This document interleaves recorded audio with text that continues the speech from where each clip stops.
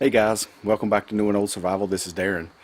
I've been out of town over the weekend, and my daughter called and said she had problems with bronchitis, and I know what that's like. I used to have it a lot when I was a kid. I actually had my tonsils removed when I was second grade, I think. But since then, I've learned that there's a lot of things that you can do to help alleviate those symptoms, make it a whole lot better on yourself, and I'm going to show you how right now. First, I want to say, hey Ryder, this is Pawpaw. You need to come see me and I'll show you this stuff too. Maybe we can go hunting, get us a squirrel, do something.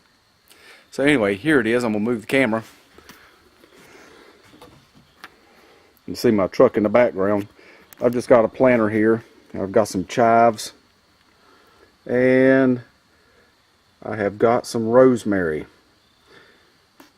Back when the Greeks, way back, BC, they knew that rosemary, now this stuff does need to be dried before you can burn it or let it smudge like a smolder pot, a smudge pot. Some people would smoke it, some people would just leave it in the home, kind of letting that incense, and it does produce a very nice smell in the house. There's actually chemicals in it that kill bacteria. It's antiviral, antifungal. I cannot remember all the good things about rosemary. It has rosmarinic acid, I believe it's called, which you can take internally, so you can use this stuff as a tea, and you just want to probably take a whole 2 or 3 stems of this stuff and let it sit. We're going to walk down here. I'm going to show you some other things that I learned. And we have not had any rain for a long time. But in a bucket, in a container, I don't know if it's going to focus or not. It's about dried up. But this is thyme. You can see how small the leaves are. Thyme is another one. And Ryder, I know Mama's probably got rosemary. She did last time I was over there. And she may have some thyme. So tell her to take this stuff and dry it out. I give her a little dehydrator, I think. And that's not all. There's one more thing that'll help expel the mucus from the lungs, and also to kill the virus, or it's not really a virus, bacteria that's in there causing Mama to cough. And right there is just some oregano that we don't use enough of. Lord, I got plenty of it, as you can tell. And here is this is my permaculture garden. It looks like a bunch of weeds to everybody else, but that's the plant I wanted to find right there.